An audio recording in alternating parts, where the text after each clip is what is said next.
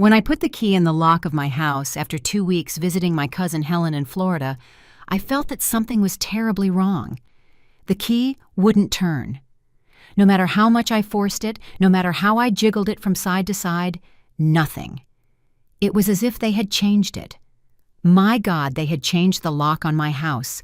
My heart started beating so fast, I thought I would have a heart attack right there on the porch of the house I bought with the sweat of 40 years cleaning offices. That's when I heard footsteps approaching from inside.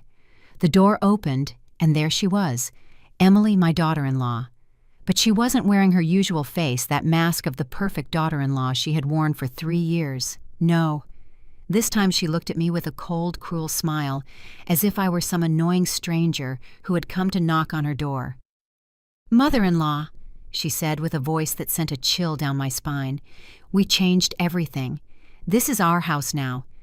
And my legs almost gave out from under me. Our house. I bought this house by myself with my money, with my sacrifices. I worked since I was 16 years old, cleaning floors, bathrooms, entire office buildings from Monday to Sunday. I saved penny by penny until I had the $180,000 this property cost me. I put it in my name with my documents, with my signature. But out of a mother's love, that blind love we women have for our children, I allowed Robert, my only son, to live here with his wife temporarily while they saved for their own place. Temporarily. What a dangerous word. "What do you mean, your house?" I asked, trying to stay calm, though a storm was raging inside me. "Emily, this house is in my name. I pay the taxes, I pay the utilities. Not anymore." She interrupted me with that despicable smile. "Robert and I have been working on this for months. We have all the necessary papers. You can't stay here anymore, mother-in-law. It's time for you to understand that things have changed." In that moment, something inside me broke.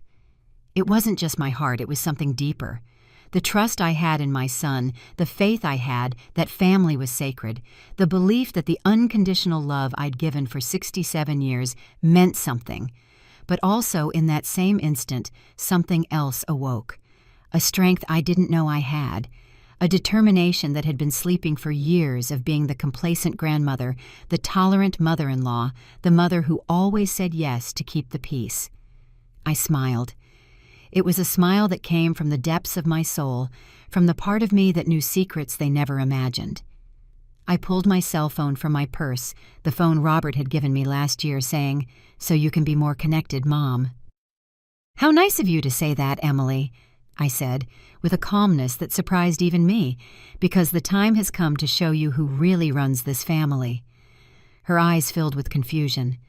She didn't understand why I wasn't crying, why I wasn't begging, why I didn't look defeated like they had surely planned. But I knew something they didn't. That when a 67-year-old woman smiles after her house has been stolen, it's because she has an ace up her sleeve that can destroy them completely. And boy, did I have one. As Emily stared at me with that confused expression, and Robert appeared behind her, like a cowardly ghost who couldn't look me in the eye, my mind flew back 40 years. To the days when he was just a 5-year-old boy, and his father abandoned us one December morning, taking even the grocery money and leaving us with rent to pay and a child to feed. "Robert," I said to my son, who was still hiding behind his wife, as if he were still that scared little boy, "do you remember when you used to ask me why I came home so late from work, why my hands were always red and rough, why we never had money to go to the movies like other families?" He looked down.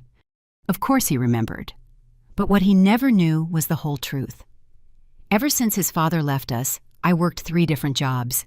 In the early morning from 5 to 8, I cleaned a bakery downtown. The owner, Mr. Armando, paid me $180 a month to wash floors, clean ovens, and leave everything sparkling before the bakers arrived. My hands were covered in burns from the steam and chemicals, but I never complained. From 9 in the morning to 6 in the evening, I worked in the offices of an insurance company. Another $420 a month for cleaning 3 entire floors, 30 offices, 6 bathrooms, and maintaining the plants. I went up and down stairs carrying buckets of dirty water vacuum cleaners that weighed more than my own son and cleaning products that made my eyes water. But every cent I earned, I saved religiously. And at night after Robert fell asleep, I went out again. I cleaned 2 medical offices and a law firm, another $220 a month. I would get home at 2 in the morning, collapse into bed for 3 hours, and at 5 I was up again to start the cycle all over. "Mom, I didn't know," Robert mumbled. But Emily nudged him to shut up. "You didn't know because you never wanted to know," I replied with a sadness that came from my soul. "When you asked me why we couldn't buy you brand-name sneakers like your friends, I told you I was saving for something special. I never told you that something special was our future, a home of our own where we would never again have to beg a landlord for another chance." For 15 years I kept up that hellish routine. 15 years working 18 to 20 hours a day. My friends told me I was crazy, that I would get sick, that no son was worth that much sacrifice. But I knew that every backache, every burn on my hands, every sleepless night turned into dollars that piled up in my bank account. When Robert turned 20, I had already saved $95,000. I kept working for another 10 years until I had the $180,000 I needed to buy this house. A house in a safe neighborhood with 3 bedrooms, 2 bathrooms, a big kitchen where I could cook for my son when he visited with his future family. "This house," I said, looking straight at Emily, "I bought it thinking of your well-being, Robert, so you would have a place where you would always be welcome, where your children could grow up safe, where when I was gone, you would have something solid to inherit." Robert had tears in his eyes. For a moment, I thought he was going to react, that he would remember who his mother was, that he would defend me from the monster he had brought into our lives. But Emily spoke again, with that cold voice I now knew all too well. "Mother-in-law, that's all very nice, but times have changed. Robert and I have our own plans. We don't need your stories from the past anymore." That's when I knew the war had officially begun. I still remember the day Robert introduced her to me. It was a Sunday in March. We had planned to have lunch together in the park, like we did every weekend since he got his job at the bank. Suddenly, I saw him arrive holding hands with this beautiful, elegant girl, with a smile that looked like it came out of a magazine. "Mom, I want you to meet Emily," he told me with those shining eyes that only men in love have. "She's the woman of my life." She came over and hugged me as if she had known me forever. "Martha," she said with a voice as sweet as honey, "Robert has told me so much about you. He says you're the best mother in the world, that thanks to you he is the wonderful man he is today." Of course she won me over immediately. What mother doesn't fall in love with the woman who praises her son and acknowledges her sacrifices? For the next 6 months of their courtship, Emily was the perfect daughter-in-law. She would visit me with flowers, help me in the kitchen, ask for family recipes, and ask for my advice on how to make Robert happy. "Martha," she would say, as we prepared tamales for my son's birthday, "I hope one day to be as dedicated a mother as you are. Robert tells me how you worked day and night to give him the best. That's true love." When they got married, I insisted on throwing a beautiful party in the church hall. I spent $8,000 of my savings on that wedding, but seeing my son happy was priceless. Emily cried when I gave her my gift. The deed to the house with a note that said, "So you will always have a safe home to start your family." The first few months were wonderful. She cooked, we kept the house together, we talked about everything. She told me about her job as a secretary at a clinic, her plans to study nursing, how much she loved Robert. At night, I could hear them laughing in their bedroom, making plans for the future. And my heart filled with peace, thinking that I had finally achieved what every mother dreams of, to see her son happy and well married. But snakes know how to hide their venom very well. The change was so subtle that at first I thought I was imagining things, little comments that seemed innocent. "Oh, Martha, this sofa is so old. Don't you think it would be better to update the living room?" Or when her friends came over, "Yes, we live with my mother-in-law, but it's temporary while we save for our own house." Temporary. That word started appearing more frequently in her conversations. "It's temporary," she would tell her mother on the phone when she thought I wasn't listening. "It's temporary," she would explain to Robert when he suggested changing something in the decor. "It's temporary," she repeated to herself when she thought no one was watching her look at decoration magazines and sigh. Then came the accidents. My favorite vase, the one my mother had given me, showed up broken in the trash. "Oh, Martha, it slipped while I was cleaning. I'm sorry." My favorite armchair where I sat every afternoon to knit suddenly had a coffee stain that was impossible to remove. "I don't know how it happened, Martha. It just appeared this morning." The changes in decoration began without my consent. My family photographs mysteriously disappeared, replaced by modern frames with pictures of her and Robert. My plants, which I had cared for years, began to dry up because I forgot to water them very frequently. "Robert," I would say to my son when we were alone, "I feel like Emily isn't very comfortable living with me. Maybe it would be better if you looked for your own place." "Don't say that, Mom," he would always reply. "She adores you." "She's just adjusting. Give her time." Time. I gave her 3 years of time. 3 years of watching the sweet woman I met gradually transform into someone who looked at me as if I were an obstacle in my own home. Emily's true transformation began on the day we marked 2 years of living together. That morning I woke up and found the living room completely rearranged. My furniture was piled up in a corner as if it were trash, and in its place was new modern furniture that I had never seen before. "Good morning, mother-in-law," Emily said when she saw me standing at the entrance to the living room with my mouth open. She was eating breakfast calmly as if nothing had happened. "Do you like how it turned out? Robert and I decided to freshen up the space a bit." "You decided?" I asked, trying to stay calm even though my blood was boiling. "Emily, this is my furniture, my house, my living room. How could you change everything without consulting me?" "Oh, Martha, don't be so dramatic," she replied with a smile that was no longer sweet at all. "The furniture was ancient. It looked bad. This is much more modern, more functional. Robert is thrilled with the change." When my son came home from work that night, I expected him to say something to realize what had happened. But instead he sat on the new sofa and sighed with relief. "This is so comfortable, honey, excellent choice." "Robert," I said, pointing to my furniture piled in the corner, "what's going to happen to my things?" "Mom, that furniture was already so worn out. We can donate it. I'm sure someone needs it more than we do." Donate it. He wanted to donate the furniture I had bought with my labor in my house without even asking me. That night, I cried in silence as I listened to them laugh in their new living room, celebrating their successful renovation. But that was just the beginning. The following week, Emily invited her friends over without telling me.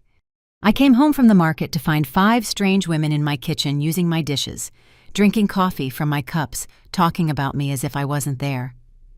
"This is the mother-in-law," Emily told them when she saw me enter, the one I told you about, who has very old-fashioned ideas about decorating. Her friends looked at me with that condescending gaze we reserve for older people we consider obsolete. "Oh yes," said one of them. "My mother-in-law is the same way. They cling to their old things and don't understand that times change. It's just that sometimes they don't get," added another, "that when their children get married, they need their own space to create their own identity as a couple." They spoke about me in the third person as if I were invisible in my own kitchen. When I tried to join the conversation, Emily interrupted me. "Martha, why don't you go rest for a bit? We're done in here." They kicked me out of my own kitchen. The changes accelerated after that. Emily began to reorganize the entire house without my permission. My family photographs disappeared from the walls, replaced by modern art that she chose. My good china, the set I had inherited from my grandmother, was put away so it doesn't get damaged with daily use, and replaced with plates she liked better. "Martha," she said one day while packing my Christmas ornaments in boxes, "these old things are so worn out. We should buy new decorations for the holidays this year." "Those ornaments are 40 years old, Emily," I replied, trying to take the box from her hands. "I bought them when Robert was a little boy. We put them up together every December. It's our tradition." "Traditions can change too," she said, firmly pulling the box out of my reach. "Robert and I want to create our own family traditions." When December came, my house looked like a magazine catalog. Everything was perfect, modern, elegant. But there was no trace of the decorations that for decades had filled our home with memories and love. Robert said nothing. He had become so used to pleasing his wife that he no longer even noticed when pieces of his own history disappeared. The final humiliation came when her parents came to visit from Denver. Emily had even reorganized my bedroom without asking my permission, moving my things to make more room for their suitcases. "What a beautiful house you two have," her mother said as they toured my property. "You can tell you've decorated it with great taste." "Thanks, Mom," Emily replied with pride. "Robert and I have worked hard to make it look like this. Even though we live with his mother, we've managed to create our own style. Our own style. In my house with my furniture stored in the garage and my memories packed in boxes. That night, when they thought I was asleep, I heard Emily talking to her mother in the kitchen. We've almost made her feel uncomfortable enough to leave.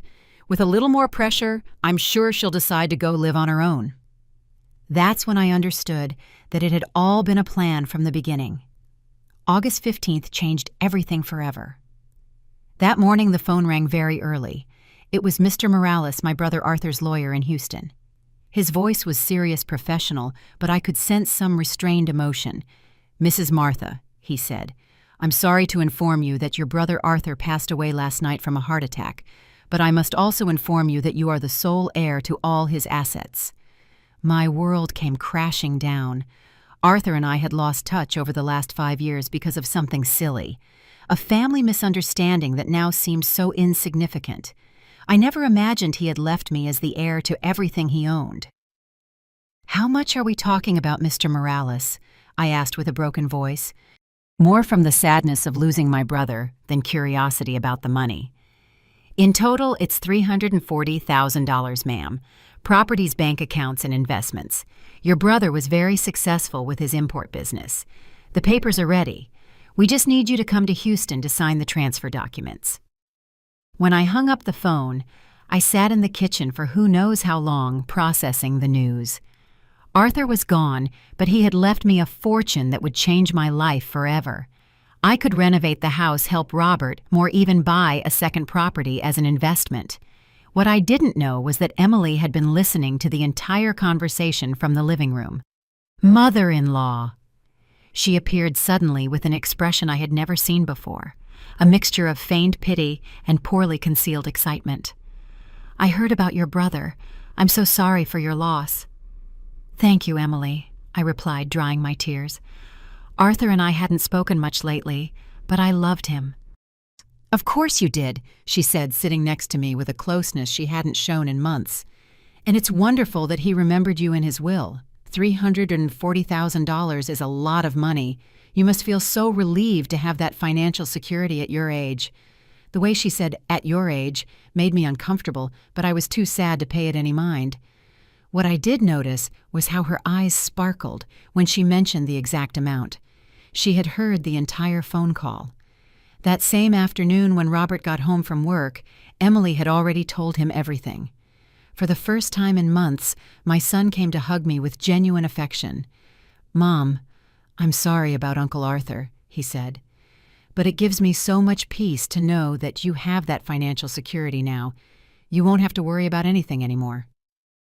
Over the next few days, Emily's transformation was incredible. She went back to being the sweet daughter-in-law from the early months. She made me coffee in the mornings. She asked me how I had slept. She even suggested we cook together like we used to. "Mother-in-law," she said while we were making stew, "I've been thinking about how badly I've behaved lately. The stress from work, adjusting to marriage, it all made me very tense. But I want you to know that I love you very much and that this is your home." For a moment, my heart filled with hope. Maybe it had all been a misunderstanding. Maybe we could be a united family again. "Emily, I've been thinking too," I said as I stirred the stew. "And I want to do something special with part of Arthur's inheritance. I want to completely renovate this house. Remodel the kitchen, change the bathrooms, maybe add a deck. After all, this is going to be the family home for many years to come." Her eyes lit up like neon signs. "Oh, mother-in-law, what a wonderful idea. Robert and I could help you with all the planning. We have a great eye for design." And also, I continued, encouraged by her positive reaction, "I was thinking of setting aside some money for when you two have children, so the grandkids will have their college fund from the start." "Martha, you're an angel," she said, hugging me, but there was something about that hug that didn't feel genuine. "Robert and I were just talking about starting a family soon." Knowing you'd be willing to help with our children's education is incredible." That night, I heard them talking in their bedroom, but this time their conversation was different. I couldn't make out specific words, but the tone was one of excitement, of plans, of numbers. The next day, Emily insisted on accompanying me to the bank when I went to ask about the process for receiving the inheritance. "So you don't go alone, mother-in-law," she said with that smile I now knew was fake. "These procedures can be very confusing for an older person." At the bank, she sat next to me during the entire meeting with the manager, taking notes, asking questions about investments, term deposits, necessary documents, information I had never asked her to gather. "Mother-in-law," she said on the way back, "I've been researching real estate investments. With $340,000, we could buy another property, rent it out, and generate passive income. Robert knows the real estate market from his job at the bank." We could. She was no longer talking about my plans for my money. She was talking about our plans for our investments. The trap was closing, but I still didn't realize it. 3 weeks after receiving the news of the inheritance, something woke me up at 2 a.m.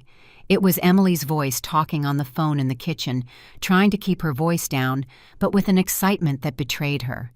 I got up silently and crept down the hallway, staying in the shadows. "No, Mom, I'm telling you it's almost done," she said to her mother with a voice I had never heard before, full of malice and triumph. The old woman has completely fallen for the trap. She's so excited about being the generous grandmother who's going to finance her future grandchildren's education that she doesn't suspect a thing. My blood turned to ice. The old woman, the trap. "Relax, Mom. We've almost got her to sign the house over to Robert. We're planting the idea that it would be better for tax purposes that he could get deductions as the property owner. Robert is already working on convincing her from his end." I felt my legs tremble. Robert knew about this, and with the new $340,000 inheritance, we can speed up the whole process. I already spoke to my cousin, the lawyer. He says with the right documents, we can get her to sign a broad power of attorney. Once we have that, we can manage all her bank accounts. I couldn't believe what I was hearing. This woman, whom I had treated like a daughter, was planning to steal everything from me. "The plan is perfect, Mom. In 6 months tops, we'll have total control of her properties and her money, and by then, we'll have gathered enough medical evidence that she's losing her mental faculties to have her declared incompetent." Medical evidence. Mental faculties. Yes, I've already started documenting her episodes of confusion. I tell Robert she forgets things, that she repeats the same questions, that sometimes she can't remember where she put her keys. Robert is so naive, he's believing all of it. My legs finally gave way, and I had to lean against the wall to keep from falling. This woman had been planning to systematically destroy me for months, maybe years. "Don't worry about Robert, Mom. He'll do whatever it takes to protect me and our future. He already trusts me more than his own mother. When the time comes to put her in a nursing home, he'll sign the papers without hesitation." A nursing home Robert was going to sign to put me in a nursing home. "Exactly, Mom. Once she's in there, we'll have the house free to completely remodel and put it up for sale. We figure with the $480,000 it's worth now, plus the $340,000 from the inheritance, plus what we make selling all her things, we'll be looking at almost $1 million. $1 million. All my 40 years of work, all my sacrifices, all my dreams of a united family turned into numbers on this Viper's calculator. Robert has already found a beautiful house in the residential area, Mom. 4 bedrooms, 3 bathrooms, a big yard. Perfect for when we have kids. And the best part is it's far from this whole area, so the old woman can't come bother us when she gets out of the home, if she ever gets out. It was at that moment I heard footsteps in the hall. Robert was getting up to go to the bathroom. My heart raced, but I managed to hide behind the hall closet door. I waited for him to pass, but instead of continuing to the bathroom, he stopped at the kitchen entrance. "Who are you talking to at this hour?" he asked Emily. "My mom, honey. I couldn't sleep, so I called her. You know how she worries." "Is everything okay?" Robert asked, and I held my breath waiting for his reaction when Emily told him about her conversation. "Everything's perfect, my love. In fact, I was just telling her about the progress with your mom."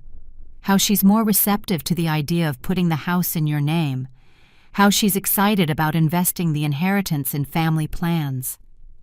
There was a silence that felt like an eternity.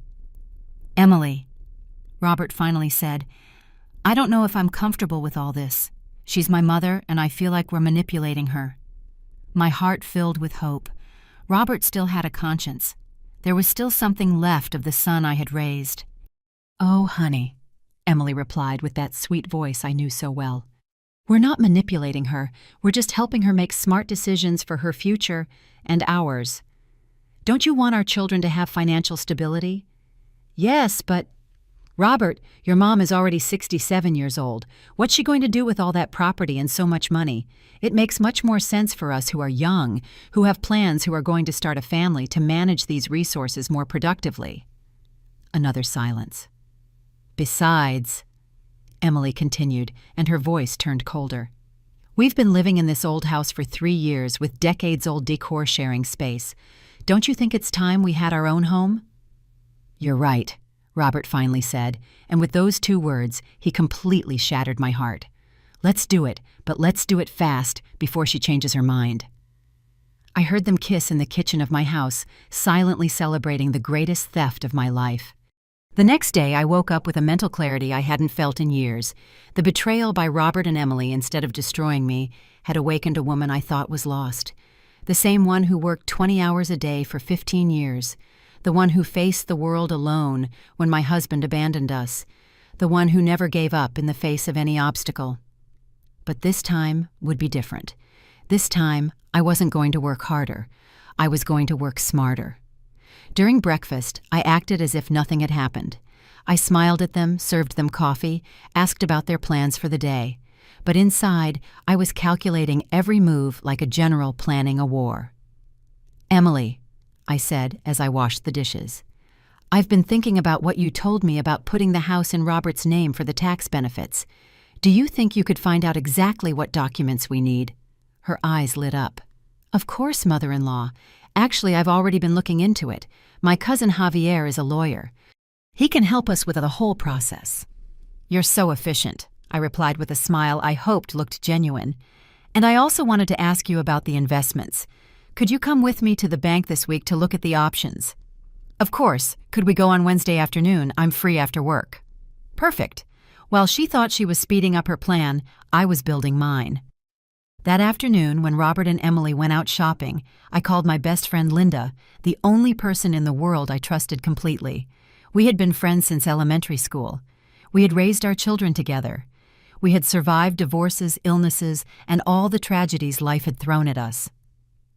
"Linda," I said when she answered the phone, "I need you to come to my house immediately and bring your recorder, the one you use for the neighborhood association meetings."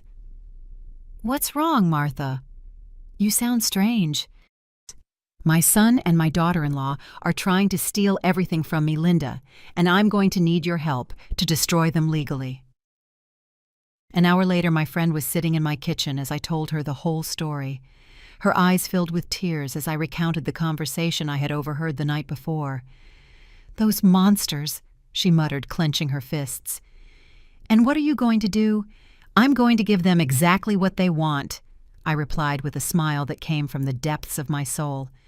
"But first, I need evidence of everything they're planning." My friend Linda turned out to be the perfect accomplice. Over the next few days, we installed small recording devices in strategic places around the house, one in the kitchen, another in the living room, one more on the landline phone. She also taught me how to use my cell phone's recording feature without being noticed. Meanwhile, I began my performance as the confused old lady. I started forgetting where I put my keys, repeating questions I had already asked, getting confused about dates. Nothing too dramatic, just enough for Emily to feel that her plan to declare me mentally incompetent had a solid basis. "Oh, mother-in-law," she'd say when I asked what day it was for the second time, "did you forget I told you 5 minutes ago?" "Did I really say that?" I'd reply with a genuinely confused look. "I'm sorry, Emily. Lately I feel like my memory is failing me." At night, she and Robert would discuss my episodes with feigned concern. "Maybe we should take her to the doctor," Robert would say. "It could be the beginning of dementia." "You're right, honey," Emily would reply. And it would be good to have that diagnosis documented just in case. Just in case they needed to declare me incompetent, of course. During this time, I also discreetly consulted with 3 different lawyers.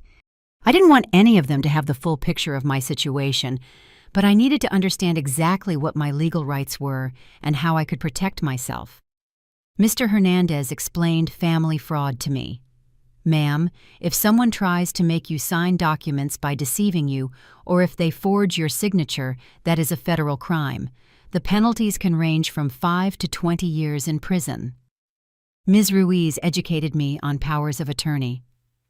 Never ever sign a broad power of attorney unless you are absolutely sure. With that document, the person can sell your properties, empty your bank accounts, even commit you to an institution without your consent.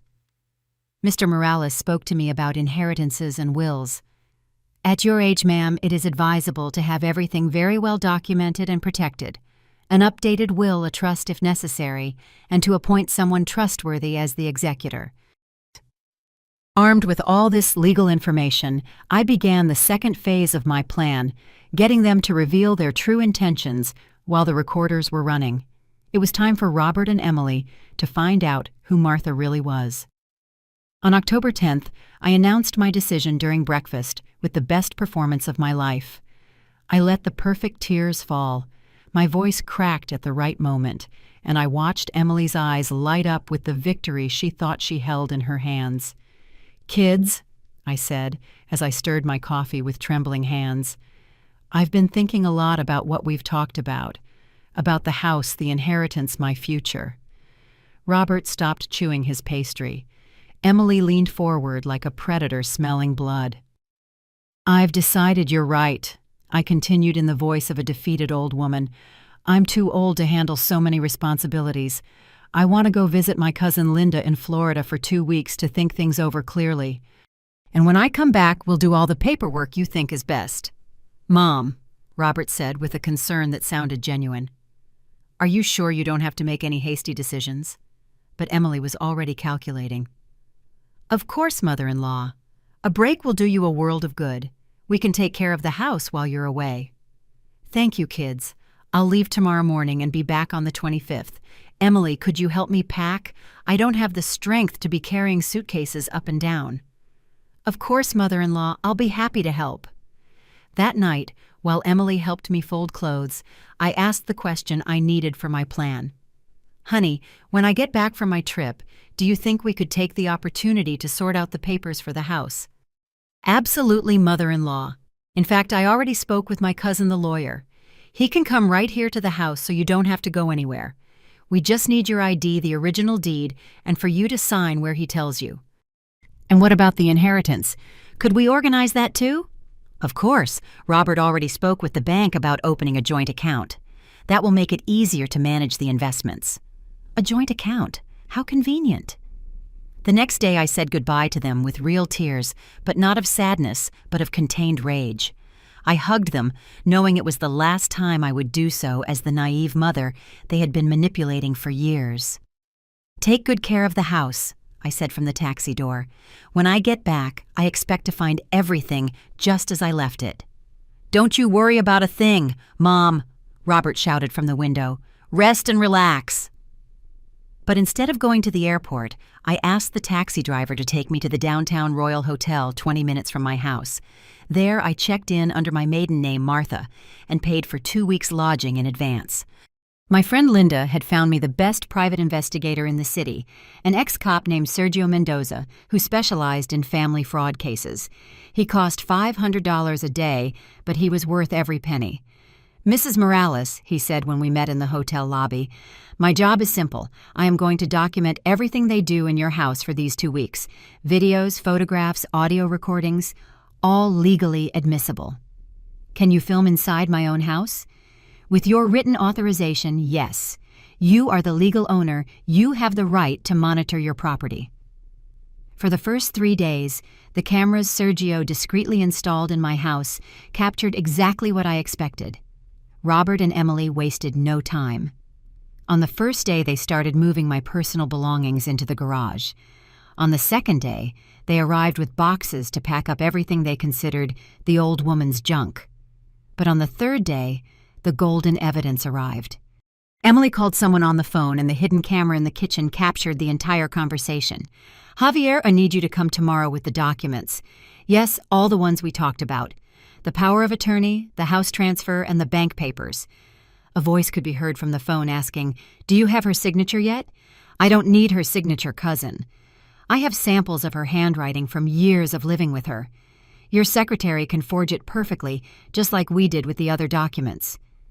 The other documents, they had forged my signature before. And what if the old woman comes back early? "She's not coming back. I put sleeping pills in her coffee before she left. She's going to be groggy and confused for days. By the time she snaps out of it, we'll have everything signed and legalized." Sleeping pills. This woman had drugged me. On the fourth day, the cameras captured something even worse. Robert and Emily brought in appraisers to evaluate the property, and then a real estate agent arrived. "The house is in excellent condition," the agent told Emily. "In this market, we could list it for $520,000 and sell it in less than a month." "Perfect," Emily replied. "We want to close the sale as quickly as possible.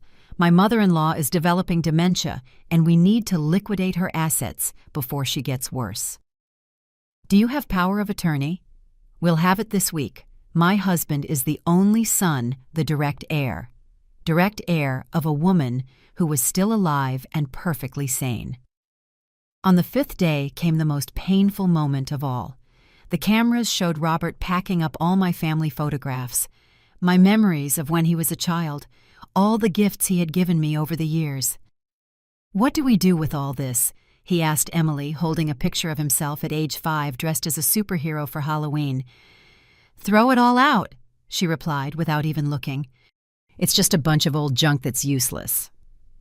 My son, the boy I had dedicated my entire life to, threw 40 years of family memories in the trash without batting an eye.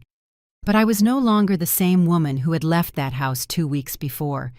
I was a woman with a plan, with evidence, and with a thirst for justice that would not be quenched until I saw these two manipulators pay for everything they had done to me. On the 25th, I returned home with a smile and a surprise that would change their lives forever. When the taxi dropped me off in front of my house on October 25th at 3 in the afternoon, I was carrying something in my purse more powerful than any weapon. The complete evidence of the greatest betrayal of my life, documented in high-definition videos and professional quality audio recordings. The investigator Sergio had given me a USB drive that morning with over 100 hours of material that proved without a doubt that Robert and Emily had committed fraud, forgery, illegal sale of property, and conspiracy to strip me of all my assets. But most importantly, I had the full recording of Emily confessing to her cousin on the phone exactly how they planned to declare me mentally incompetent and put me in a nursing home to take my fortune of nearly $1 million. When I tried to open the door and discovered they had changed the lock, I didn't feel surprise but a deep satisfaction. Everything was going exactly as I had planned. Every move they made had been documented, every word recorded, every illegal action captured on high-definition video. The initial confrontation with Emily was perfect. Her arrogance, her coldness, her total contempt for me were all being recorded on my cell phone, which I had discreetly activated before knocking on the door. But the best was yet to come. When I took out my phone and told her it was time to show them who was really in charge, I saw the first spark of confusion in her eyes. She didn't understand why I wasn't crying, begging, or acting like the defeated old woman they expected to find. "Emily," I said with a calmness that surprised even myself, "I want you to call Robert, and for both of you to come out here to the backyard. We need to talk about something very important." "What do you have to talk about, mother-in-law?"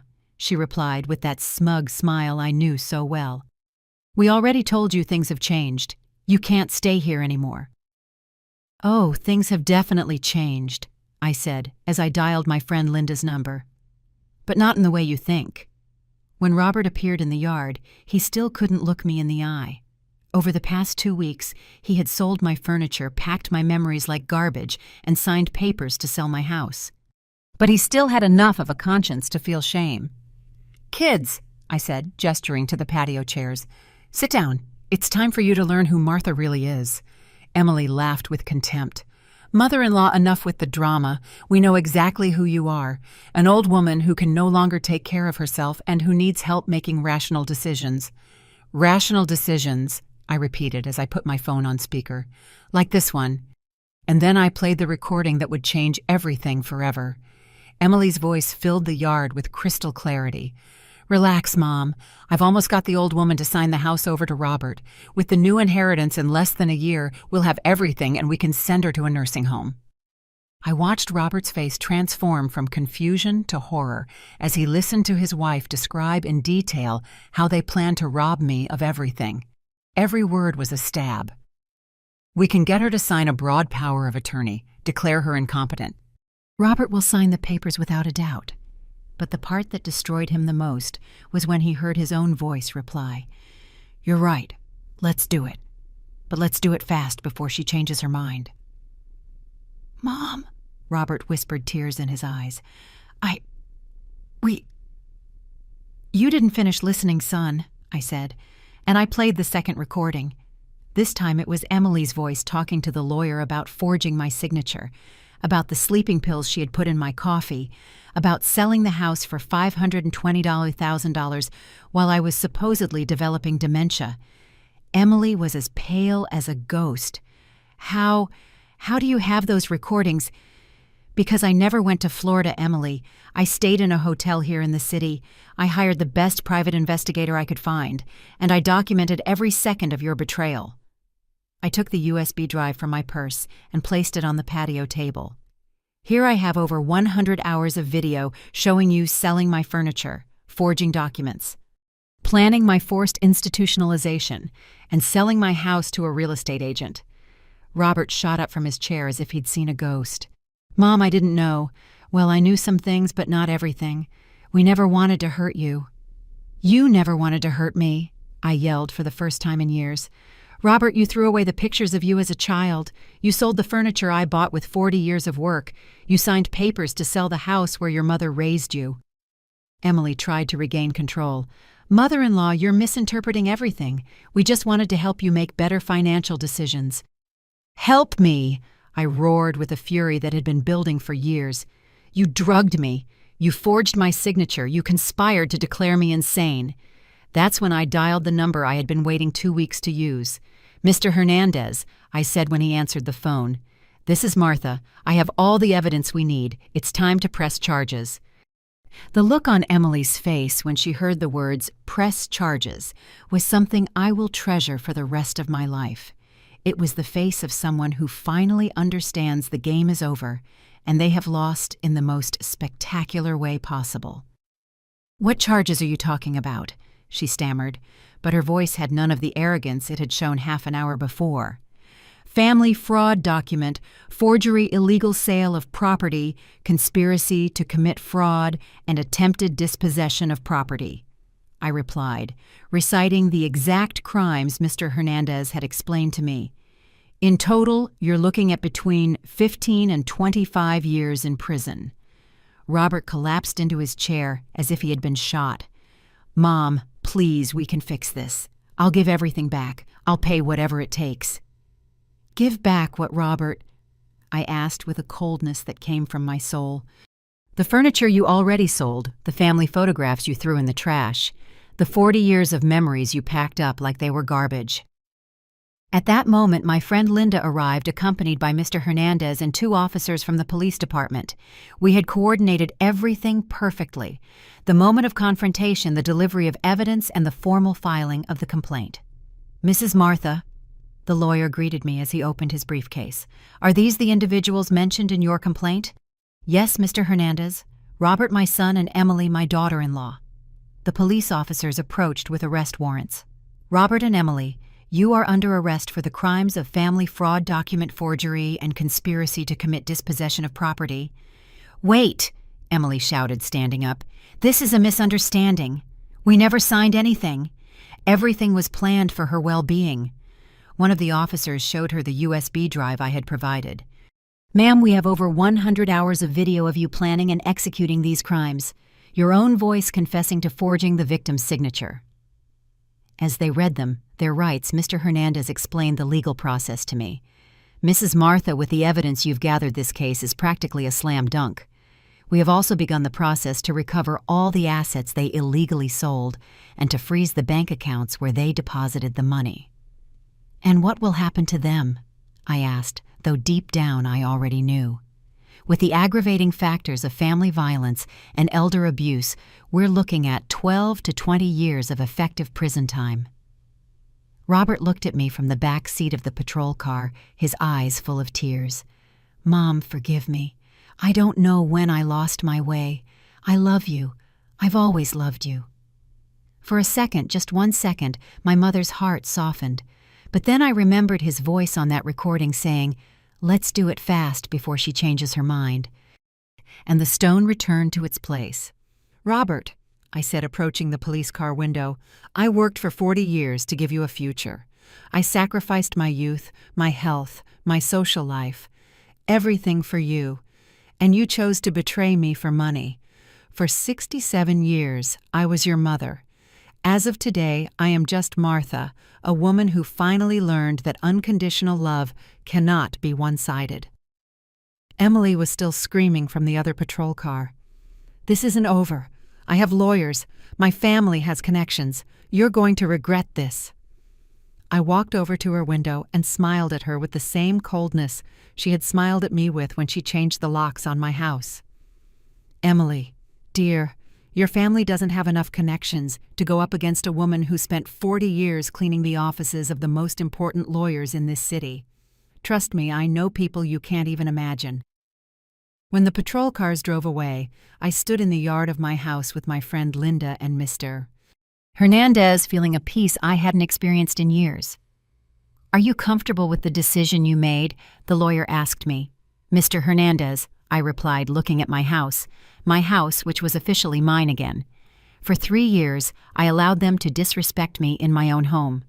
I allowed them to make me feel like a nuisance, a burden, like someone who didn't deserve dignity in her own house. I paused and took a deep breath. Today I learned that it's never too late to defend yourself, that age is no excuse to allow abuse, and that sometimes true love means knowing when to say, "Enough is enough."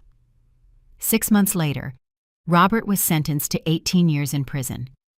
Emily received 22 years for being considered the mastermind of the fraud. I recovered all my assets plus a compensation of $150,000 for moral damages. With the money from my brother's inheritance and the legal compensation, I bought a smaller but beautiful house in a quiet area. My friend Linda moved in next door, and together we created the life we always dreamed of. Peaceful, dignified, and full of mutual respect. Every night before I go to sleep, I look at the photograph I recovered from the trash. Robert, at 5 years old, dressed as a superhero, smiling at me with genuine love. And I speak to that little boy who was once my everything. "Son, your mother did what she had to do, not for revenge, but for justice. Not out of hatred, but out of self-love. Maybe one day when you get out of prison, you'll understand that sometimes the most important lessons are the most painful." Because in the end, the story didn't end with a mother destroyed by her family's betrayal. It ended with a 67-year-old woman who proved that it's never too late to reclaim your power, your dignity, and your right to be respected. And that is the most important lesson any family can learn. That true love should never be confused with allowing abuse, and that those who betray the trust of their elders will always find the justice they deserve.